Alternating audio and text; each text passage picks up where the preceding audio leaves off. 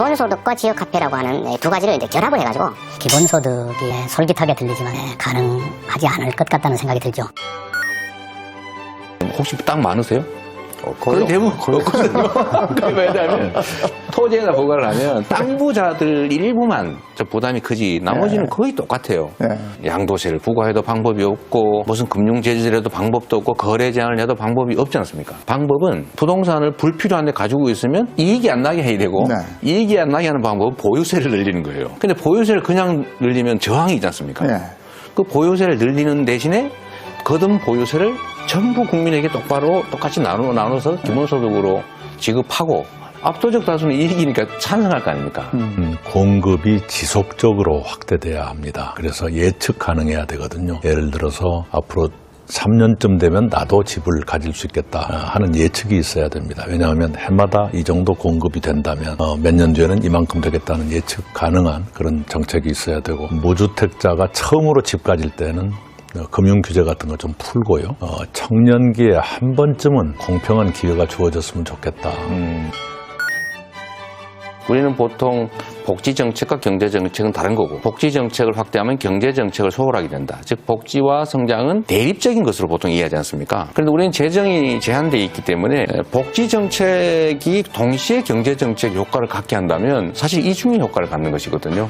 그런데 제가 이제 기본소득과 지역화폐라고 하는 두 가지를 이제 결합을 해가지고 개인에게 소득 지원도 해주지만 또 그게 수요를 늘려서 매출을 늘려서 경제가 선순환하게 하는 효과도 있고, 이걸 통해서 경제가 회복이 되면 사실은 세금을 많이 내는 사람이 더 많이 혜택을 봅니다. 성장의 혜택은 고소득자한테 집중되지 않습니까? 이렇게 하면은 재원을 만들어 가면서 소득도 늘리고 양극화도 완화하고 경제도 살리는 효과를 동시에 낼 수가 있죠. 기본소득이 솔깃하게 들리지만 조금만 생각해보면 가능하지 않을 것 같다는 생각이 들죠. 국민 한 사람에게 한 달에 50만 원씩 주더라도 1년에 300조가 필요합니다.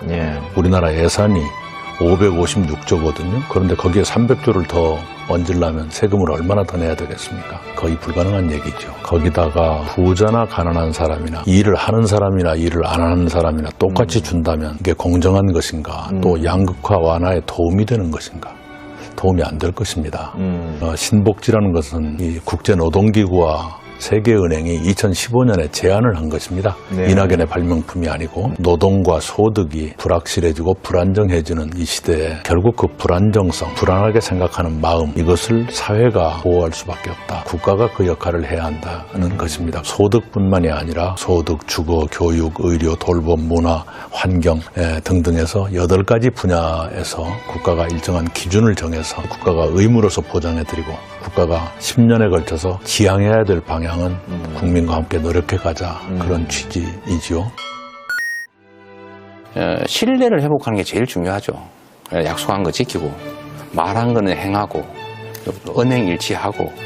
근데 저는 그렇게 해서 정치가 국민들로부터 신뢰를 회복하면 우리 모두에게 좀 선한 영향력을 미칠 것이다라고 확신하죠.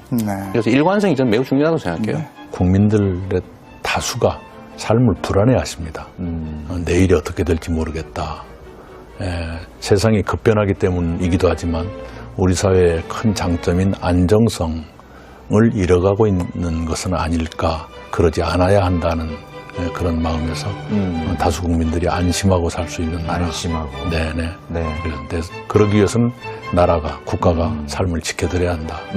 그 정책적 수단이 바로 신복지다. 신복지. 네.